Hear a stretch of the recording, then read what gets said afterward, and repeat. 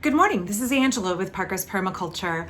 I am obviously not in my own home this morning. I am staying at a friend's house on the Oregon coast for a couple of days, trying to have a relaxing weekend. I'm not supposed to be working, but I am finding it really difficult to downshift from basically years and years of overproductivity, of constantly dealing with caregiving and managing crises that come up like on a daily basis and having more tasks to do in a day than I can possibly get done, and just feeling this like really frantic sense of urgency to get through my checklist. I'm having a really hard time downshifting from that to doing nothing.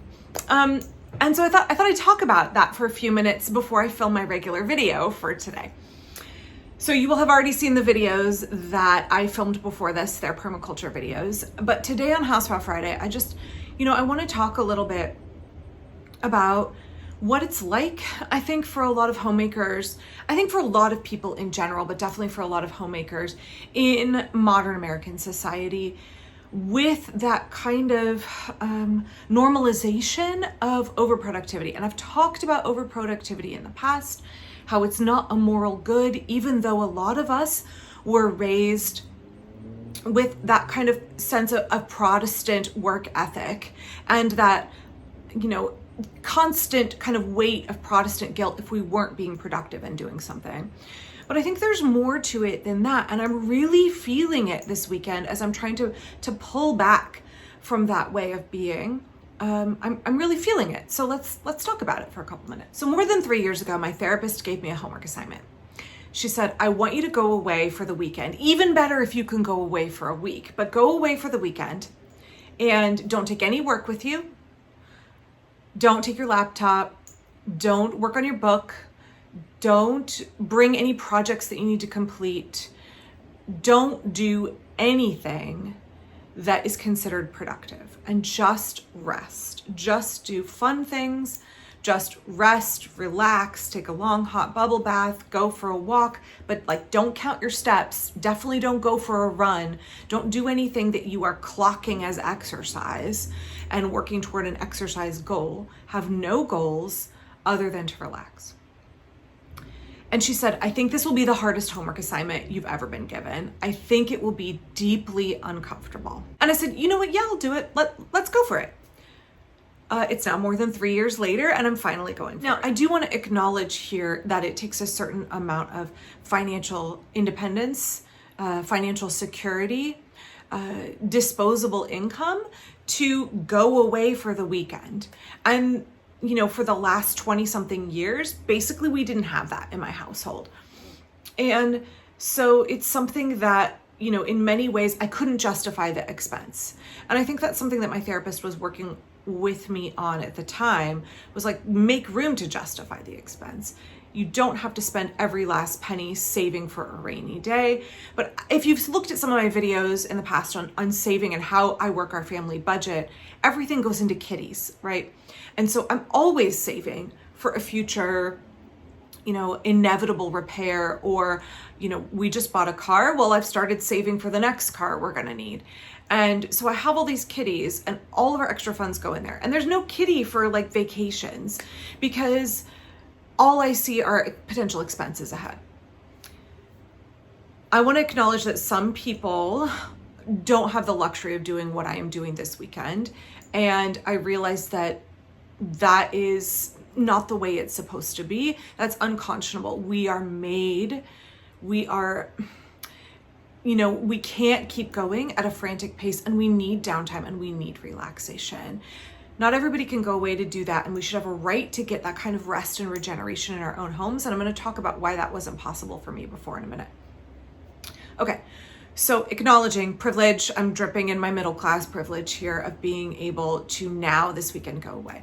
I'll say I'm staying in the home of a friend, and she is basically going to Portland for the weekend. And so that has made it much more affordable. Let's get back to the point here. So there are really legitimate reasons why I couldn't go away earlier, even though I was given this homework assignment more than 3 years ago. We had lockdown for a pandemic. I was taking care of both of my parents. I was managing basically crises on a daily basis, almost, for my dad. I had kids who had really serious support needs that I had to be there for, and I didn't have the luxury of stepping away. And let's be real, I had to earn income on YouTube as well. And so I just didn't feel like there was any way for me to step away for a couple of days. There was the other reason that I didn't leave, which is because my therapist was right. I knew it was going to be incredibly uncomfortable. And it was going to be an abrupt change from the way I had been habituated to behave, the way my body was storing that kind of tension, that kind of, I think about like a rabbit whose legs are loaded and it's ready to spring and flee. Like my body always had this tension waiting for, waiting for the next thing I have to spring forward into. And that makes it impossible to rest. Now, I said a minute ago, like, we should have the right to rest in our homes. And if we can't afford to go away, or we don't enjoy going away, our home should be a place of rest and regeneration and refuge. For me, it just wasn't possible because I think for a lot of homemakers, a lot of women especially, it's really normalized for us when we are sitting down. There is a nonstop list of tasks running in our head, of things that are not getting done while we are sitting down. And so for me, if I would sit down at home, even like after I had my surgery in March, even recovering from surgery, the list is running. And so I'm not relaxing. It's causing me stress, anxiety. I realize that the list of tasks is accumulating. And so even though I'm exhausted and tired, it's less tiring to just get up and do the things and not rest, because when I'm sitting still, I'm not resting either. And I've seen a few TikToks on this lately. I think I'm not the only one who experiences this. I think it's pretty common for women because we are constantly holding space in our brain for all of the things that have to be done. We are constantly having this running list in our brain, and that's work. That's work that we're doing. That is mental labor, emotional labor that we are carrying around in our head all of the time, so that even when our bodies are resting, we are unable to access that rest fully. So for me, being at home, I am just unable. I'm unable to actually rest. I tend to do what my mom always called puttering, which is what my grandma did. It's what my mom did. Never sitting still. If I'm sitting still, I'm working on something. I'm researching something. I'm working on my book. I am editing video. I am mending clothes. I am never resting if I'm sitting down. And usually I'm up and down and up and down and up and down, because the minute I sit down, oh, that needs to be dusted, or, oh, there's a pile of laundry over here that needs to be done, or, oh, it's time to go prep the, whatever dish for dinner. There's always a task that has to be done. Oh, I need to go water the basil in pots out front. So you see why I had to go away for the weekend. And I will say it's a really valid critique that everybody in the household should be able to kind of have a list of what needs to be done and understand that if the usual keeper of the list is down and needs some rest time, that everybody else should be able to identify and access domestic skills and undertake domestic tasks so that all of the burden doesn't lay on the primary homemaker all of the time. That means children, that means partner in the household. That it should not be on the primary homemaker to manage everything mentally and to feel that burden to pick up all of the domestic tasks.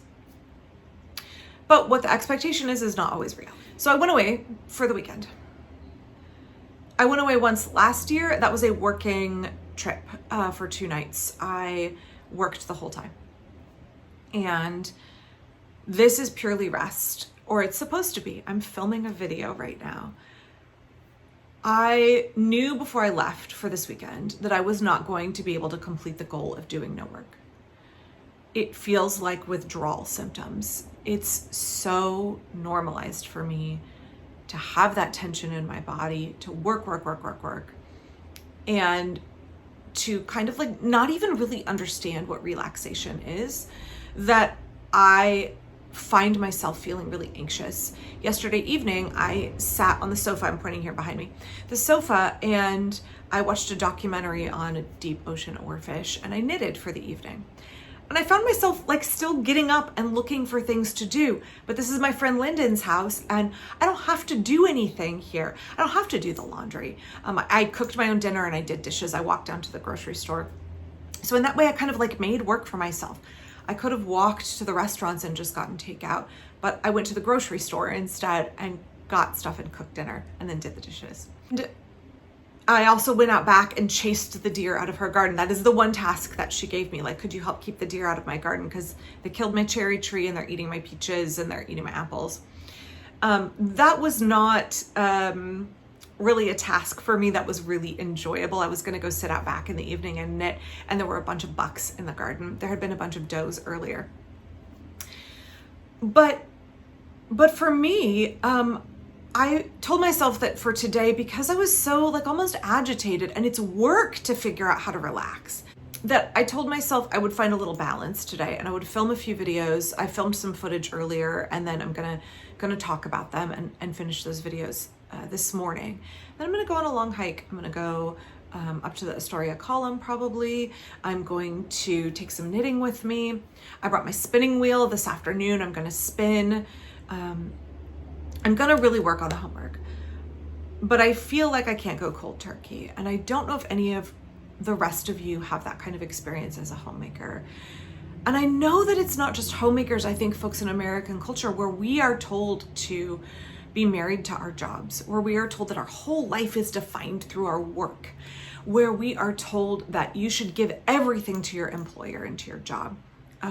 That you should just go, that your employer should be able to text you after hours, that you should be answering emails outside of work hours, that you should be accessible to your employer all the time, and that your life is defined by your work, your value is defined by your work, and you should definitely be working way more than 40 hours a week. I think that kind of message in American culture that we have deeply internalized and other cultures don't, especially cultures where there's kind of cultural norms for like periods of vacation during the year, cultural norms for really limiting your number of hours you work a week and having work-life balance, and where your identity is not solely wrapped up in your vocation. I think it's easier for those folks to access rest. So I don't want to say it's just homemakers, but I'm speaking from my own experience. It's hard for Americans to access rest in general, I think. You can correct me if I'm wrong. So what does that look like for us to learn to access rest? And what does it look like to teach ourselves?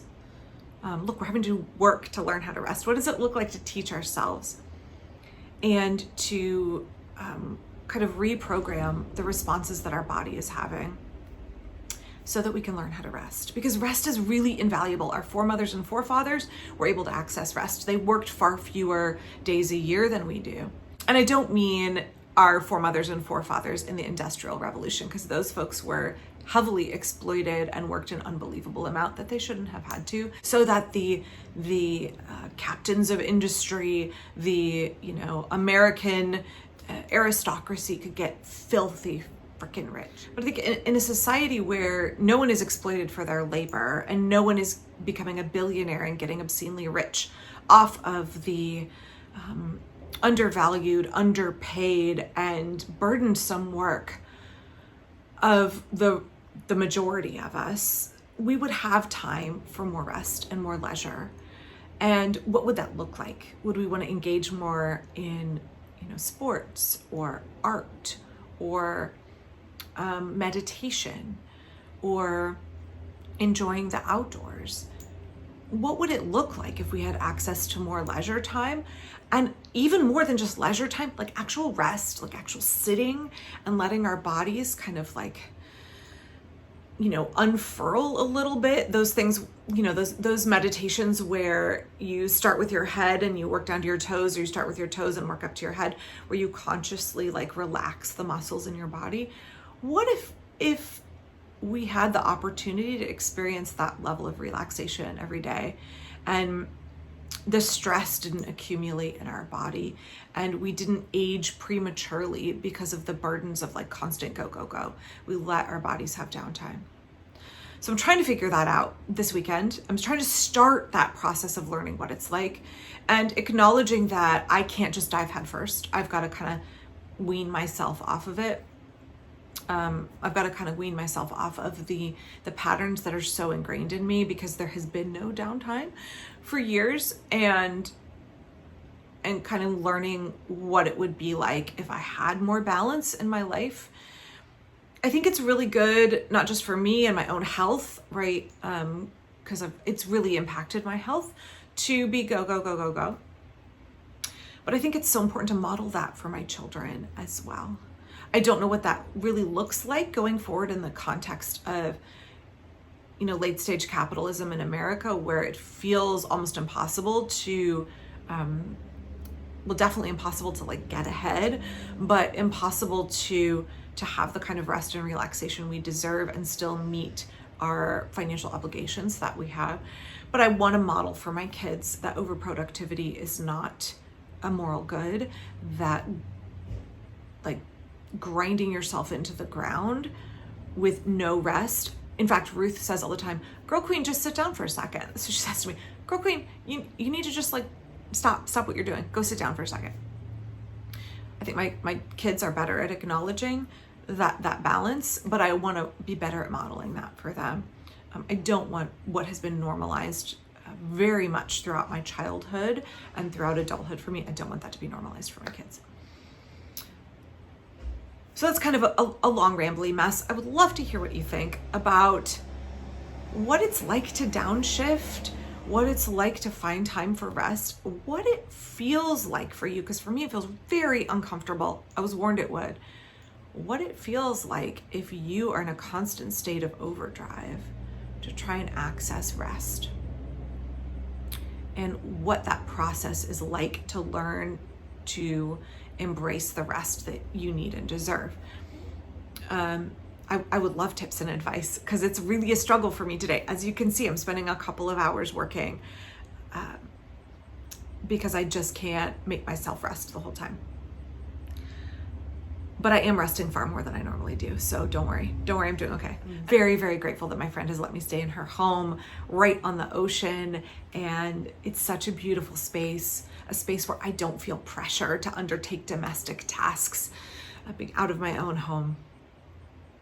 I hope that you are able to find ways to access rest and relaxation where you can have that constant mental list in your head just be quieted and trust that those things are being undertaken by other members of your household. And if you need to get out of your home in order to have that list kind of stop running, that hamster wheel stop going in your head, I hope you're able to find a way to do that.